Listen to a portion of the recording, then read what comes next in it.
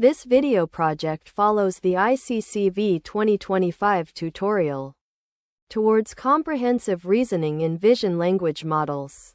The central question is how a vision language model moves from seeing pixels to reasoning with evidence. We follow that question through 7 topics, from motivation and model foundations to video, agents, visual math, chain of look, and grounding. The project is prepared for the machine learning course by a 3-member student team. Welcome to our ICCV 2025 summary series on Towards Comprehensive Reasoning in Vision Language Models. We will summarize key presentations from this session. Let's dive into our first paper, exploring the architecture of the NEO model. Let's begin with a high-level overview of the complete NEO architecture. Let's zoom out to see how NEO processes multimodal inputs. Fittingly for its name, let's feed it the red pill.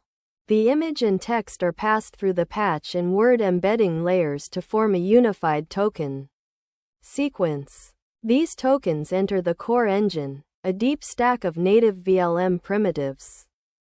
The architecture is split into a pre-buffer for heavy visual lifting and a post-LLM for deep reasoning. Finally, based on the output matrix, NEO predicts the next word for the sentence and generates it auto-regressively. To master this, NEO undergoes a rigorous 3-stage training pipeline: pre-training, mid-training, and supervised fine-tuning.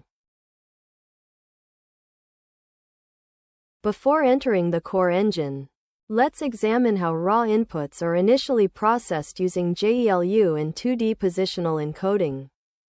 But before we dive into PEL and WEL, we need to review JELU and 2D sinusoidal PE. They are just mathematical formulas that only affect the vector itself. For instance, we have a vector, or later in the video, we will call it a token. Here, each square stands for a real value. First, it will be transformed into a new value based on the JELU activation formula shown on the screen. Next, a sinusoidal PE vector will be created, where H and W are the spatial coordinates of that token. Finally, they will be added together. That is how a token is transformed when it goes through these 2 layers. Now, let's take a closer look at the mechanisms behind the patch and word embedding layers. I'll show you how PEL works. First, we have the blue tensor on the left. It stands for the input image. To make it simple, I'll use a 7 by 7 by 3 tensor, where 7 by 7 is the number of pixels and 3 is the RGB channel. The red one is called a 3 by 3 by 3 standard convolutional kernel. And of course, its job is to transform the blue tensor into the yellow one via convolutional calculations. As each kernel slides through the entire blue tensor, we'll get one smaller yellow tensor. Then we'll need D1 kernels like that to get D1 output tensors, and combine all of them to get the final tensor. Next, it will go through the JELU and POS-EMB layers which I showed you in the previous part. Notice that each token is a column. Here there are 25 4-dimensional vectors. Once again, we'll use another set of D-standard kernels to get a new tensor. Finally, each column now has information about not just a single pixel, but a whole small region on the original image which we call a patch. Then, the tensor will be flattened to get 9 vision tokens. This is how PEL translates an image into vision tokens. To make it clear, vision tokens will be put between 2 special tokens so that the model can understand which is a vision token and which is a text token. Next, we turn to WEL. There is nothing special here. We just need a tokenizer which is like a dictionary. The sentence will be separated into tokens first. Then we'll use the dictionary above to translate each word token into an embedding vector. Finally, all of them will be concatenated together. That is the process the model uses to translate a raw sample into something it can understand. Moving into the core primitives. Maintaining stability is key. Here is how the decoupled QK normalization works. Before diving into the native VLM primitive, we need to understand a few key transformations. First is RMS norm and decoupled QK normalization. Standard RMS norm scales a vector by its root mean square to stabilize training. However, in our architecture, the language and spatial dimensions have different magnitudes. To prevent collapse, we split the vector. We normalize the language and vision parts independently with different gamma weights, and concatenate them back safely. To help the model understand spatial layouts, we utilize the pairing mechanism of native rope. The next key transformation is native rope. To perform a 2D rotation, rope mathematically requires pairs of values. Let's look at a 10-dimensional vector. Here, we have 6 dimensions for time, 2 for height, and 2 for width. Let's extract the width pair to see the exact mathematics. First, we calculate the angle theta based on its spatial coordinate. Then, we multiply our value pair by the 2D rotation matrix. Let's substitute the numbers to see how the values update. The new values -0.9 and 0.7 now contain the spatial awareness for this specific token. Similarly, this 2D rotation is applied pair by pair to every other segment in time and height, finalizing the native rope process. Following the attention mechanism, the data flows through the SWI-GLUE feed-forward network. Finally, let's look at the SWI-GLUE feed-forward network. Since an FFN operates independently on each token, we only need to observe a single vector. The vector splits. The first branch applies a linear transformation W1, projecting the 6-dimensional vector into a wider 8 dimensions. Then, the swish activation function adds nonlinearity, multiplying the values by their sigmoid. The second parallel branch acts as a gate, applying the linear transformation W2. Now, the two vectors are multiplied element-wise. Finally, a third projection W3 scales the data back from 8 down to its original 6 dimensions. Finally, let's assemble all these mathematical pieces into the ultimate structure, the native VLM primitive. Now I'm gonna show you the heart of the model architecture, the native VLM primitive block. As we mentioned earlier, the output matrix comprising vision and text tokens is now represented as X. Each row of X is a token. Therefore, the number of rows is the total number of tokens, and the number of columns is the dimension of a single token. Now I'll show you how the native VLM primitive handles X. At every step, X needs to be normalized. So first, X is processed by an RMS norm block to get X norm.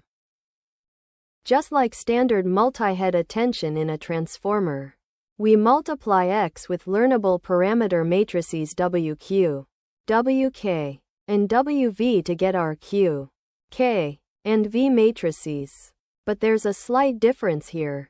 Q and K have been extended by about 10%, meaning they are horizontally longer than the V matrix. The reason for this is that original attention was built to handle text sequences. But now that X includes both vision and text tokens, we need to extend WQ and WK to better represent the spatial positions of vision tokens. We call this the multi-head native attention mechanism. Then, they are separated into 4 attention heads. Crucially, before computing attention, Q and K must pass through a decoupled QK norm to stabilize the visual features. After that, Native rope is applied only to Q and K, so the model can understand the exact position of the tokens. Next, we calculate the dot product of Q and K to get the raw scores. To handle both modalities natively, we explicitly add a mixed masking matrix. The green and teal zones allow two-way interaction so image tokens capture full spatial context. Meanwhile, the text tokens employ a causal structure for next token prediction. Crucially, the black cells represent negative infinity, which are completely nullified during the softmax function to produce the final attention weights A1. We then multiply these attention weights with the value matrix to get the output for head 1. The outputs from all 4 heads are concatenated horizontally and projected back to the original dimension using the output weight matrix. After that, the output is added to the original input via a residual connection, normalized once again, and finally goes through a SWI/GLUE MLP layer to learn more complex features. And that is how the native VLM primitive treats the input X.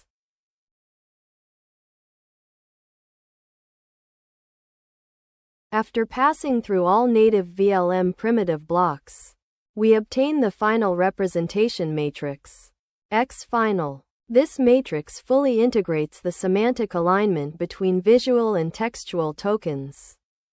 Because the model operates auto-regressively, to predict the next step, we focus on the token at the very end of the sequence, denoted as xt. This row vector contains the entire context up to the current time step. The vector xt is then passed through a linear layer, often called the language model head. This layer projects the hidden feature vector into the vocabulary space of the model, generating a raw logits vector. To evaluate these values, the logits vector goes through a softmax function, converting it into a probability distribution. The entire architecture is optimized using the next token prediction objective. The token with the highest probability becomes the final prediction. This newly generated token is appended to the input sequence. The model then repeats the same prediction process auto-regressively until an end-of-sequence token is produced. Moving on to the second presentation of the session, we will look at Visual Jigsaw, a novel post-training framework designed to enhance intrinsic visual perception capabilities. Current multimodal large language models rely too heavily on text-centric reasoning, undervaluing true intrinsic visual understanding. Visual Jigsaw fixes this using a self-supervised structural ordering task optimized with reinforcement learning. It yields massive improvements, like a 17-point jump on the DA2K depth benchmark, without needing any extra generative modules. How does it work? For image jigsaw, an image is partitioned into a 3x3 grid. These patches are then shuffled randomly. The model must reconstruct the image by predicting the correct raster scan order. For video jigsaw, the temporal axis is segmented into 6 non-overlapping clips. These clips are shuffled. The model restores the chronological order, forcing it to learn temporal continuity. Lastly, the 3D jigsaw. We use RGBD images. First, we sample 6 points along the z-axis with distinct depths. Then, we project and annotate these points onto a 2D RGB view with shuffled indices. The model must infer the 3D geometry from the 2D image and rank the points from closest to farthest. To optimize this with RL, we use a graded reward function. Let's see a 2x2 image jigsaw example. If the model's output perfectly matches the ground truth, it gets a reward of 1. If it only gets 2 out of 4 positions right, the reward is discounted proportionally. Additionally, if the output strictly follows the required format tag, it receives a format bonus.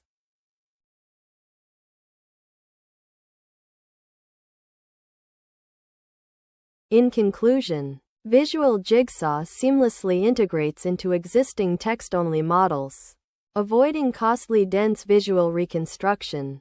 By simply partitioning and shuffling visual inputs, it consistently boosts fine-grained perception, temporal reasoning, and 3D spatial awareness. This proves that self-supervised, pure vision-centric tasks are a powerful, complementary path to building more robust multimodal models. For our third paper, we shift our focus to evaluation. We will discuss the Real Unify benchmark, which investigates whether unified models truly achieve bidirectional capability synergy. Modern multimodal models fuse understanding and generation into a single architecture. But here is the core problem. Does this structural unification actually lead to capability synergy? Or do they just coexist without helping each other? To answer this, Real Unify introduces 1000 tasks split across 2 axes. Let's see how they are defined in the paper. Axis 1 is Understanding enhances generation, or UEG. It requires reasoning, such as common sense or logic, to guide image generation. This is verified using an AI judge polling method. Axis 2 is Generation enhances understanding, or GEU. It necessitates mental simulation or reconstruction of disordered visual inputs to solve complex reasoning tasks. To pinpoint exact bottlenecks, Real Unify utilizes a dual evaluation protocol. Direct evaluation measures end-to-end real-world synergy. Stepwise evaluation decomposes tasks into intermediate states to diagnose if the failure is in reasoning or in generation. So, what did the evaluation of 12 unified models reveal? Here is the data. The data shows that current unified models perform poorly on direct, end-to-end tasks. However, models like Bagel see a massive 15% jump when tasks are decomposed step by step. Furthermore, an Oracle combination of expert models achieves 72.7%, proving that current models possess the knowledge, but fail to integrate it. Ultimately, architectural unification alone does not guarantee capability synergy.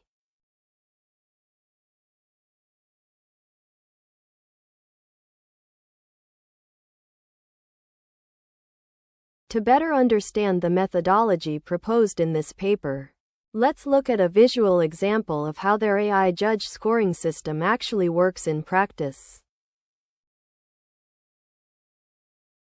Let's look at a visual example of how Real Unify disentangles model capabilities. The prompt asks, add a mouse on the floor in front of the cat. Suppose the model generates an image like this. There is a cat and a mouse, but look closely at their spatial arrangement. The AI judge asks polling questions. 1. Is there a cat? Yes. 2. Is there a mouse? Yes. The model recognizes objects perfectly.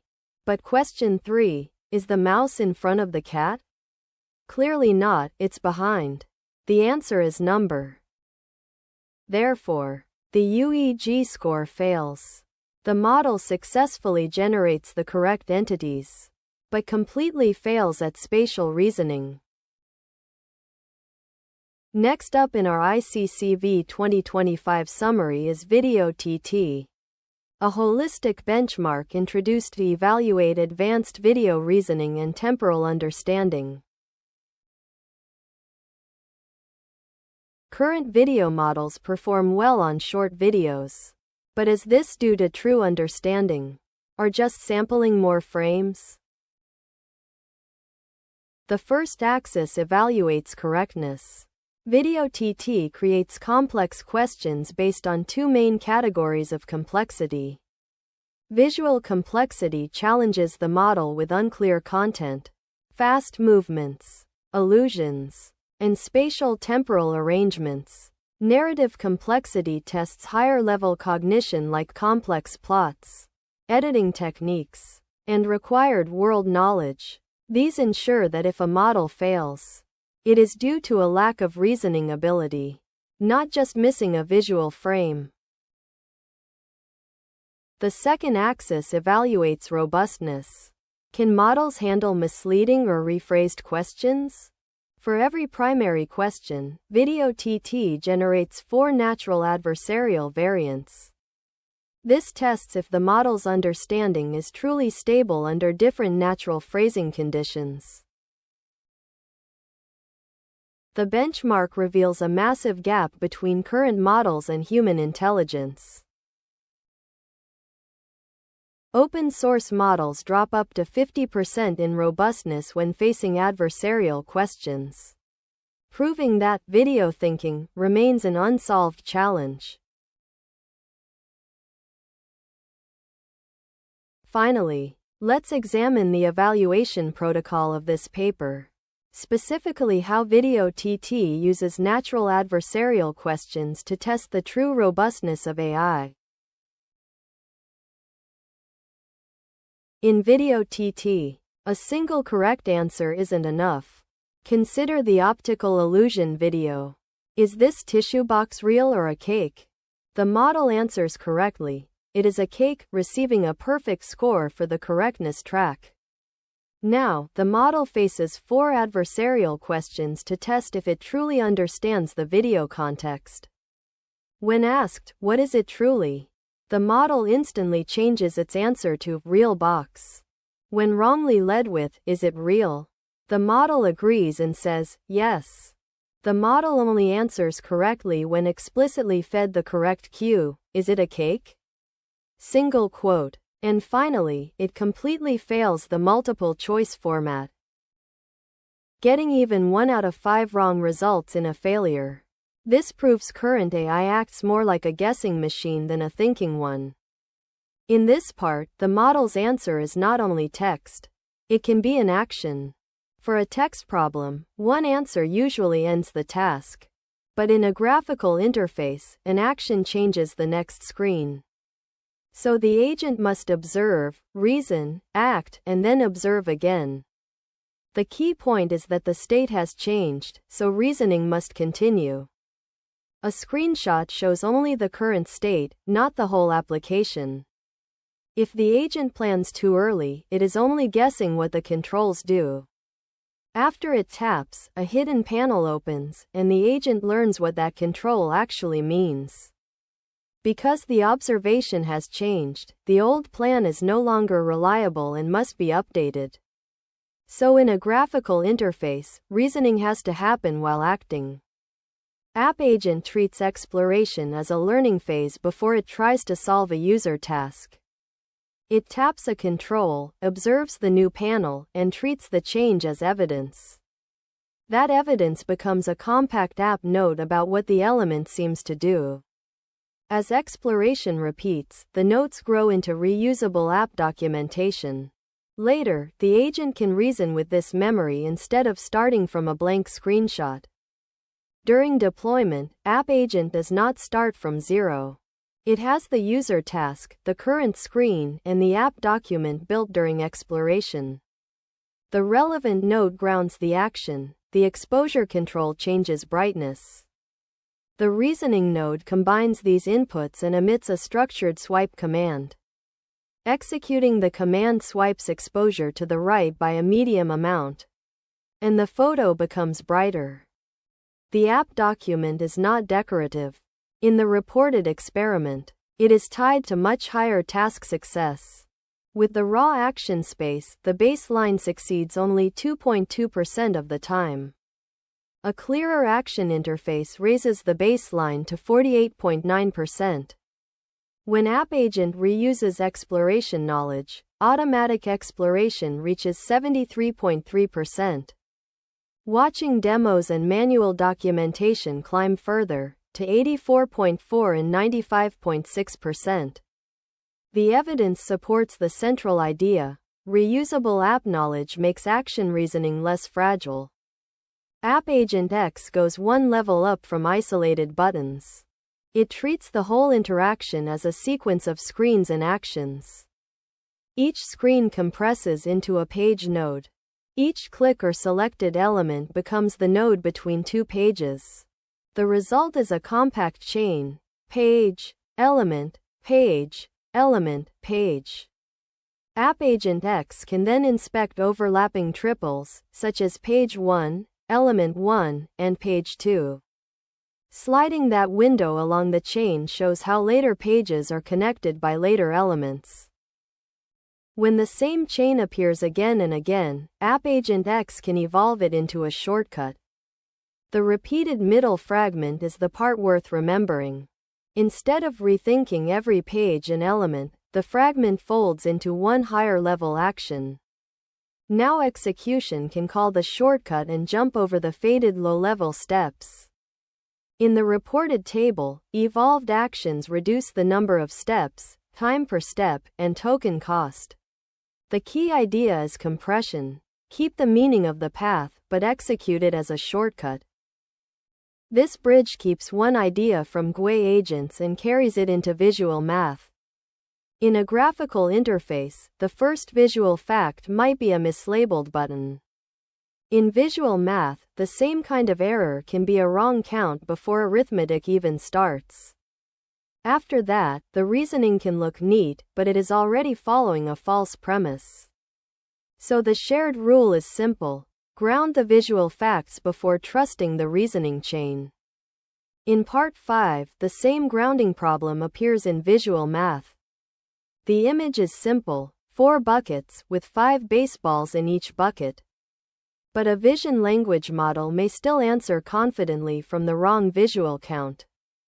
A second attempt can change the number, but still miss the visual fact. The arithmetic is not the hard part. The missing step is seeing the 4 groups correctly. Once the groups are grounded, the count is 5 plus 5 plus 5 plus 5, which equals 20. Math Vista is useful because it asks 2 questions at once. First, what kind of visual context is the model looking at? Second, what kind of mathematical skill is required? The benchmark is the grid formed by crossing those 2 axes. A natural image can test counting. A chart can test statistics. And a geometry diagram can test geometric reasoning. So visual math means grounding the image type and applying the right math skill. A human does not jump straight from a diagram to the answer. We first split the problem into stages: ground, retrieve, calculate, and check. The grounding step identifies the relevant visual pieces, PS, RS, and SQ. Then we retrieve a rule, the geometric mean relation for this diagram. Only after the rule is grounded do we substitute the visible lengths, 3 and 14. The calculation gives PS approximately 6.5. Finally, we check that the answer fits the diagram instead of trusting the algebra alone. After the counting trap, the tempting response is simple: add more images. But generic image data is broad. It may not put enough pressure on the weak skill. So the model can see many new images. While counting, spatial reasoning, negation, and temporal reasoning barely move. The missing ingredient is targeted data that directly exercises those skills. The lesson is that visual grounding is skill-specific, not just a matter of more pixels. After the generic data limit, the next idea is to train the model to describe images more carefully. From the same in-labeled image, the model proposes candidate descriptions. The useful description names details that are actually grounded in the image. The weaker description invents a detail, even though the sentence sounds fluent. A DPO-style comparison prefers the grounded description and suppresses the invented one. That preference signal updates the model toward more detailed, grounded visual descriptions. The second stage uses generated descriptions as scaffolding for fine-tuning. The original instruction is still present, so the model trains on the same task. Now the image description is placed before the question, so visual facts arrive first. The combined prompt then flows into the fine-tuning model. Training on this format gives the reasoning step a stronger grounding signal. The goal is not to replace reasoning, but to start reasoning from richer visual facts. For harder visual reasoning problems, OpenVL Thinker uses a self-improvement loop. The current model generates multimodal reasoning paths and stores them as training traces. Supervised fine-tuning shapes those paths into a stable reasoning format. Reinforcement learning then rewards paths that lead to better solutions and better generalization. After one loop, the improved model can generate stronger reasoning paths for the next round. The reported result is OpenVL Thinker 7B reaching 70.2% on MathVista. The main idea is iteration. Generate traces, train on them, reward better answers, and repeat. When a visual reasoning answer is wrong, a single score does not teach much. Fine-grained critique checks the trace step by step, like debugging a program. Here the faulty line is step 2. The visual count should be 5 in each group, not 4. The critique gives a repair target, so the bad step can be patched directly. After the patch, the computation reruns from 4 times 5 instead of 4 times 4. Now the final answer turns green, 20. The lesson is that critique is useful because it explains where the reasoning failed. Honeybee asks a more precise scaling question. Which ingredient should we expand? One stream scales images, while another creates new questions for a given image. A third stream scales reasoning chains for image question pairs. Before training, generated samples pass through consistency filtering. Inconsistent samples fall away. The kept examples have answers and reasoning that agree. Those kept examples fill a curated Honeybee dataset, targeted data, not just generic images. As the targeted data scales, the reported visual language performance rises. The lesson is that scaling works best when the ingredients and the filters match the reasoning. Skill. At this handoff, the two parts point to the same prerequisite: ground the state before reasoning. For GUI control, the chain starts with the screen, then action, memory, and shortcuts. For visual math, the chain starts with the image, then facts, reasoning, and an answer. The first block is the fragile one. If grounding is wrong, every later step inherits that error.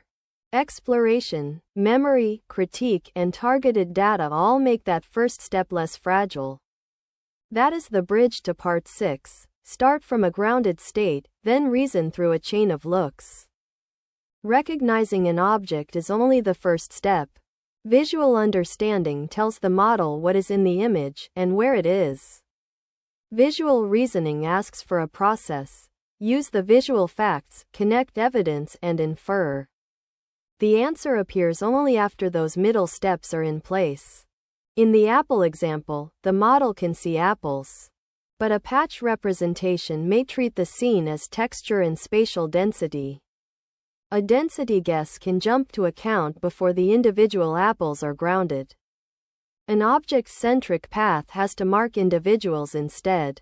So the failure is not seeing apples, but failing to keep them as separate objects. A human count is not a single glance. We pick an object, mark it as counted, increment the number, and move to the next one. The marks preserve object identity as the count moves forward. Even if we stop in the middle, the partial count is meaningful. Chain of look makes the hidden looking process explicit. The answer comes after a chain of visual key steps, not before it. Each look holds a small piece of visual evidence. Only when the visual chain is complete does the output appear. If only the final count is scored, the model can take a shortcut. Chain of look also compares the predicted visual path with the ground truth path. A wrong jump stretches a distance error across the predicted chain. Local neighboring steps align when the predicted process follows the ground truth. So training rewards the root, not just the endpoint. The same chain of look idea extends from still counting to video. For surgical triplet recognition, the model has to look at the instrument, the action, and the target. It also needs temporal evidence because a clip changes across frames. Each kind of evidence becomes one small token in the reasoning chain. The final answer is a compact triplet: instrument, action, target. Part 6 ends with a compact takeaway. Visual reasoning needs two foundations. The first foundation is visual process. The model follows a chain of looks instead of jumping to an answer. The second foundation is visual prior, knowledge about objects, motion, and context. When both foundations are present, the reasoning bridge has support. That sets up the next part, where each look is grounded in masks and regions. Part 6 gave us a chain of looks. The next question is where each look lands. A look step should not float as language only. It should point to a real region, mask, object, or track. A fluent caption is not enough for grounded reasoning. The phrase person should point to the pixels for that person. The same should happen for each grounded phrase, bag, dog, and other visible regions. If a phrase has no visual support, it should not become part of the grounded explanation. GLAMM gives the language model special handles for grounding. The model can produce ordinary words, but also a bounding box token and a segmentation token. The bounding box token refers back to a region in the image. The segmentation token leaves the sentence and triggers a decoder that produces a pixel mask. GRAND is a data engine for grounded language. It starts from object regions, then attaches attributes such as color, shape, and size. Relationships between those grounded pieces form a small scene graph. The graph then becomes a dense caption whose phrases remain tied to masks. For videos, a grounded mask has to move with the object. SA2VA connects language model reasoning with segmentation through a shared segmentation token. The segmentation token activates SAM2, which supplies masks across frames. The result is a mask track, the same visual object grounded through time. Patch similarity can split one object into pieces. CAS adds object-level context, so patches belonging together can influence each other. Object-level attention gathers the related patches into a coherent island. An object presence prior then helps the segmentation choose one consistent label. By the end of this part, a visual reasoning step is no longer just a sentence. The sentence is attached to a region, a mask, and sometimes a track through time. Only then does the reasoning step use visual evidence instead of floating language. This part hands that token to the final outro, without opening the full synthesis yet. The technical story now hands its final anchor to the outro. That anchor is grounded reasoning, visual evidence attached to the reasoning step. Across the 7 parts, the same pattern keeps returning. An answer is reliable only when the visual evidence is reliable. So the final recipe is simple. Ground the visual state, trace the reasoning path, then answer with evidence attached. That is the big picture. Perception, reasoning, interaction, and grounding should work as one system. Thank you for watching this machine learning project.